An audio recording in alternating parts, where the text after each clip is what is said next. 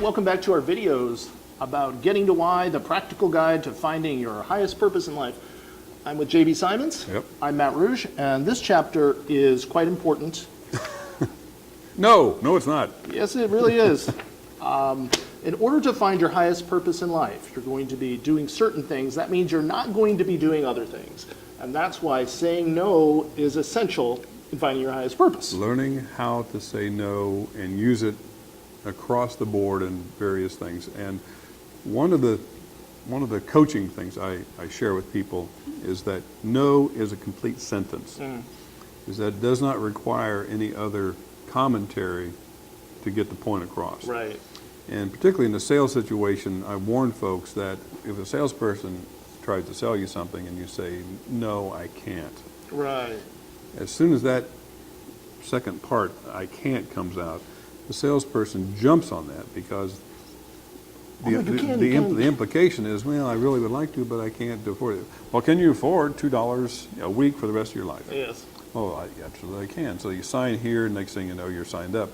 Because maybe in your heart or mind or wherever it may be, you wanted that particular thing, but you had no self-esteem, self-worth, self-value to say no. I don't need to explain that, no. The other purpose of that, you have a child. Yes. Okay. I have a couple and some grandchildren. I never say no to her, sorry. No. I do, okay. There is some estimation that by the time a child is 3 years old, they've heard the word no approximately 50,000 times. Sometimes like, no, no, no, no, no, no. Much like a machine gun. Yes. That, and so what is one of the first things a child learns that will irritate you a lot? No. They learn to say no. Yeah, they learn to say no. And so you ask them to do something, no. Right. They think it's okay because they've heard it so much, it must be a good word to use, so I'll try it on you. Well, guess what? It doesn't resonate well when you get a no back from a 2-year-old or a 3 or 4-year-old. Yes. Okay, so how to respond appropriately to the no, how to use the no appropriately so that it is a good tool and not a weapon. Right. What question do you have? No, that's right. Lots of people have their own ideas about what you should do with your life. That's what makes one of the things that makes no quite a necessary word. Well, I said in the previous chapter that don't ever share your goals with people unless you know for a fact that they will support you on it. Right. Okay.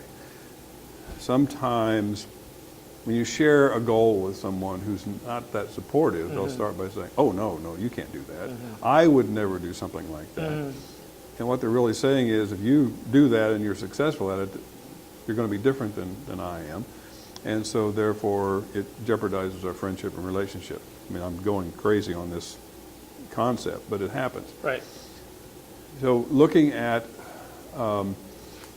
people who will give you a positive yes or a positive no. Let me see if we can play with that just a tad bit. I want to do this. Are you sure that's what you want to do? You jump them on the ladder of fulfillment. So that instead of just saying no to them, you help them to identify what they really want from this particular exercise. Okay, so no is a powerful tool to move you to that. Also, it's a powerful tool to help you identify if you have all of the cylinders running on your 3-cylinder engine that we talked about earlier. The process of self-esteem is that when you say no to yourself, it's a destructive element. I can't do that. No, I better not try that because I might get hurt or it's going to cost too much money. So we say no, it's a self-inflicted wound on ourselves as well.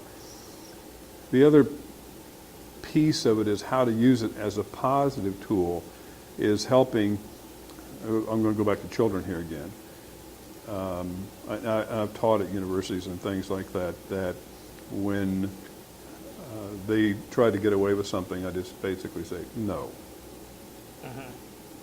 and they wait for the rest of it, and it's not there, so you can't get around it. Right. It just stuck right there in front of them. So saying to a child no, they're expecting some kind of explanation like why. Because remember, the first two words that a child kind of learns to use is why, and the other word is no. So both of those will drive you crazy. Right. So helping them, excuse me, to use it appropriately.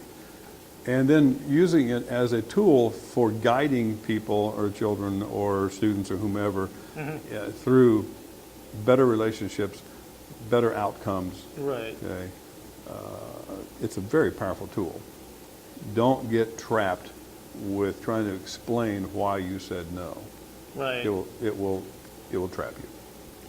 You had a funny story that starts off with, do you value your opinion, or a funny way of talking about no. Do you value your opinion? Yes. What is your opinion of people who can say no graciously? Hi, then be one. Yeah. Yeah, thanks for reminding me of that. The people who say, I just can't say no. And so I asked them, do you admire people who can say no? Well, yes. I admire people who can say no. Because they're strong. Right. They stand up for themselves. What is it you admire about them? And they'll give you a list. All right. Then why don't you become that kind of person? And that you could admire yourself. Not self-worship, Right. but a person that can say no just like those that you admire. Right. Then the light bulb goes on. Oh, yeah. So I've observed this in so many ways, one of which comes to mind where we were at church one day, and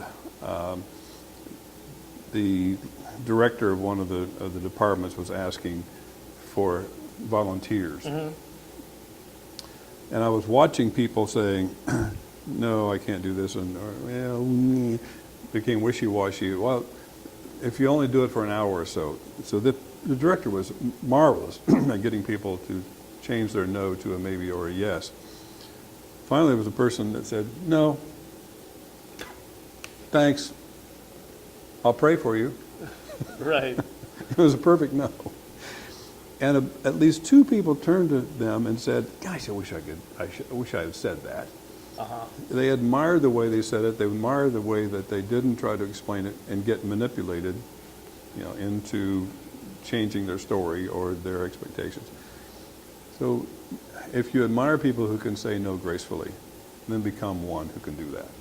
Right. Right. Makes sense. No. Let's take a look at the workbook. Every chapter has workbook exercises in the book. You don't have to buy the book in order to get the workbook for free. Just go to gettingtowhy.com. You can download it for free, go through the exercises in the workbook. And for saying no, we have, as we learn this chapter, pursuing your highest purpose in life means saying no to many things in life that do not match that purpose. What are the top 3 things in your life you are having a hard time saying no to right now?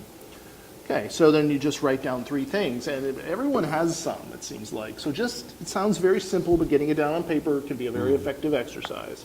Oh, that's what I have not been saying no to that I really would like to be able to say no to.